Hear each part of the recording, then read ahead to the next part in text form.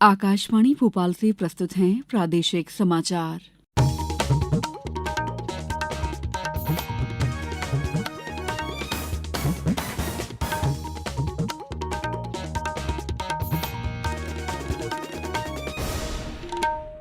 नमस्कार, समाचारों के साथ मैं दीपा सिंह।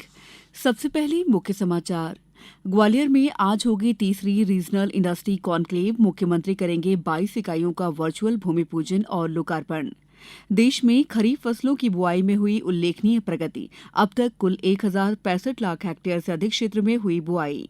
प्रदेश के नर्मदापुरम, बालाघाट, सागर, शुजालपुर और डिंडौरी में खोले जाएंगे नए आयुर्वेदिक महाविद्यालय। और पैरालंपिक खेलों का शुभारंभ आज पेरिस में होगा। भारत का 84 सदस्यीय दल मुकाबले में।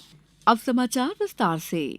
प्रदेश के संभागीय मुख्यालयों पर शुरू हुई रीजनल इंडस्ट्री कॉन्क्लेव की श्रृंखला में आज ग्वालियर में तीसरी रीजनल इंडस्ट्री कॉन्क्लेव होगी।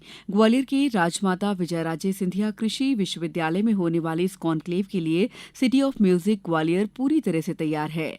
मुख्यमंत्री डॉ मोहन यादव के मुख्य आतिथ्य में सुबह 10:15 पर दंतोपंत ठिंगड़ी सभागार में कॉन्क्लेव का उद्घाटन सत्र आयोजित होगा। मुख्यमंत्री इस अवसर पर ग्वालियर चंबल अंचल की 10 औद्योगिक इकाइयों सहित प्रदेश की 22 इकाइयों का वर्चुअल भूमि पूजन और लोकार्पण करेंगे।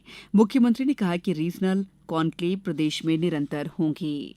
लगातार औद्योगिकरण की दिशा में हम लगातार काम कर रहे हैं और खास करके संभाग में जाकर के औद्योगिक निवेश को लेकर के इंडस्ट्री रीजनल कॉन्क्लेव कर रहे हैं और इसका जो प्रतिसाद मिल रहा है वो बहुत अच्छे से मिल रहा है।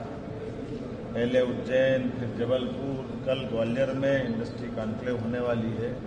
और जिस प्रकार से अभी तक निवेशकों का और रोजगार की अगर बात करें, बड़ी उत्साहजनक समाचार के साथ ये इंडस्ट्री का एक तरह से यज्ञ देखा जा रहा है।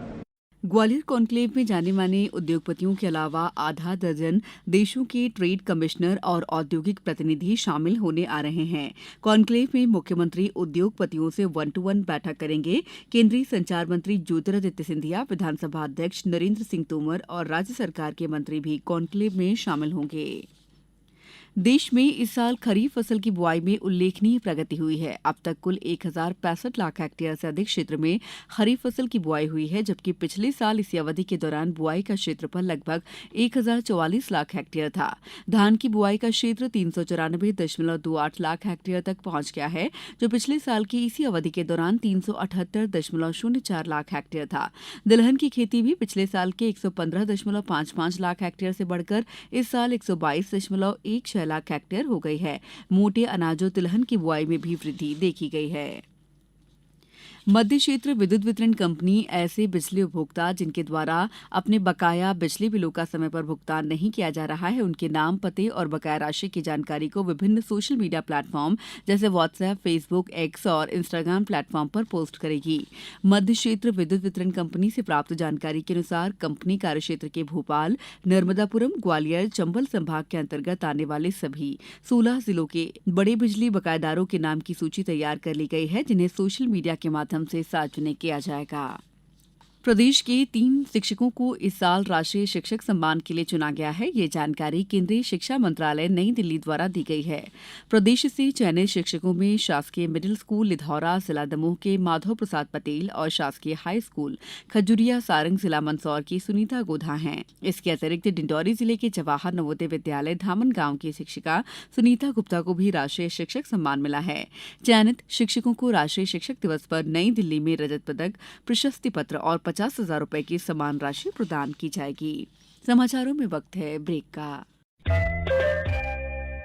ये समाचार आप आकाशवाणी मध्य प्रदेश से सुन रहे हैं। हमारे समाचारों को अब आप कभी भी और कहीं भी अपनी सुविधा के अनुसार सुन सकते हैं। ये समाचार बुलेटिन YouTube, X प्लेटफॉर्म और Facebook पर AIR न्यूज भोपाल पेज पर सुने जा सकते हैं। इसके अलावा आप हमारी वेबसाइट newsonair.gov.in पर अथवा न्यूज ऑन AIR ऐप पर भी समाचार सुन सकते हैं।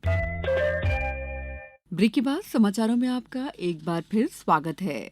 प्रदेश की नर्मदापुरम, बालाघाट, सागर, शुजालपुर और डिंडौरी में नए आयुर्वेदिक महाविद्यालय खोले जाएंगे। आयुर्वेदिक महाविद्यालयों की स्थापना में निजी क्षेत्र को प्रोत्साहन के लिए कई कार्य योजना बनाई जाए। जनजातीय बाहुल्य क्षेत्रों में प्राथमिकता से आयुर्वेदिक महाविद्यालय खोले जाएं। उन्होंने बताया कि खजुराहो में योग संस्थान की स्थापना के लिए केंद्र सरकार से निरंतर संपर्क स्थापित किए जा रहे हैं। मुख्यमंत्री डॉ मोहन यादव ने आयुष विभाग की समीक्षा बैठक को संबोधित करते हुए ये जानकारी दी। बैठक में विभागीय मंत्री इंदर सिंह परमार और अधिकारी उपस्थित थे। मुख्यमंत्री डॉ मोहन यादव ने TWE-OBD उद्योग समूह द्वारा स्थापित की जा रही हाइजीन नॉन वुमेन यूनिट का भोपाल के आचारपुरा औद्योगिक क्षेत्र में भूमि पूजन किया। उन्होंने आशा जताई है कि ये उद्योग समूह नॉन वुमेन फैब्रिक की और भी यूनिट्स प्रदेश में स्थापित करेगा। मुख्यमंत्री डॉ यादव ने TWE-OBD को कालीन निर्माण जैसे रोजगार आधारित इकाई भी मध्यप्रदेश में लगाने के लिए आमंत्रित किया है। मुख्यमंत्री तीर्थदर्शन योजना के तहत इंदौर जिले के बुजुर्गों को रामेश्वरम की यात्रा कराई जाएगी। इसके लिए इंदौर से 21 सितंबर को विशेष ट्रेन रवाना होगी। यात्रा का सभी खर्च राज्य शासन द्वारा वहन किया जाएगा। यात्रा के इच्छुक 60 साल से अधिक आयु के बुजुर्ग 11 सितंबर तक आवेदन कर सकते हैं। इंदौर जिले से 300 यात्रियों को यात्रा कराने का लक्ष्य है। ये ट्रेन 25 सितंबर को वापस इंदौर आएगी। भारतीय चिकित्सा वैज्ञानिकों ने पार्किंसंस रोग के प्रबंधन की औषधि की मात्रा संयोजित करने के लिए नया स्मार्ट सेंसर विकसित किया है।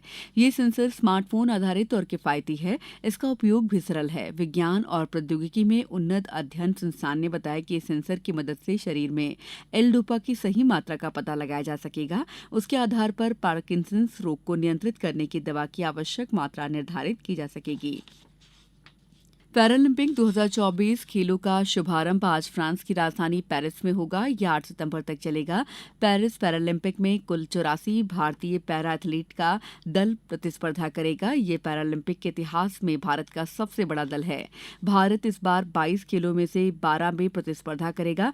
पैरा साइकिलिंग, पैरा जूडो और पैरा रोइंग में भारतीय एथलीट पहली बार प्रतिस्पर्धा करेंगे। अब कुछ समाचार संक्षेप में।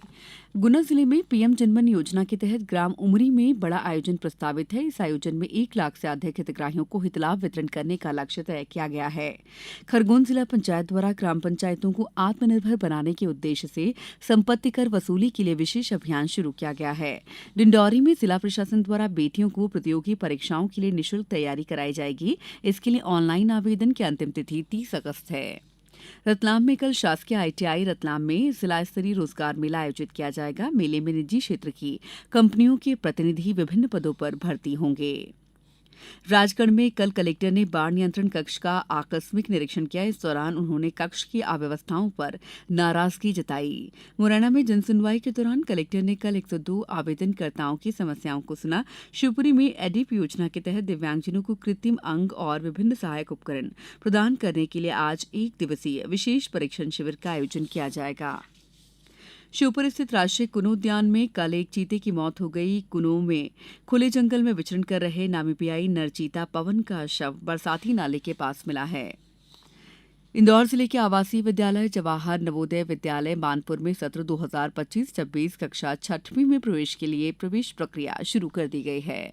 निवाड़ी में कलेक्टर ने कल बहेरा, टहरका, बर्रईपुरा सहित विभिन्न ग्राम पंचायतों का औचक निरीक्षण कर राजस्व अभियान 2.0 में प्रगति की समीक्षा की। पन्ना में कल जिला स्तरीय सब जूनियर और सीनियर जिजित्सु मार्शल आर्ट प्रतियोगिता का समापन हुआ। धार्मिक खेल दिवस के उपलक्ष्य में जिला प्रशासन और खेल तथा युवा कल्याण विभाग द्वारा कल से 31 अगस्त तक विभिन्न खेल गतिविधियों का आयोजन किया जाएगा। इस बुलेटिन में इतना ही। नमस्कार।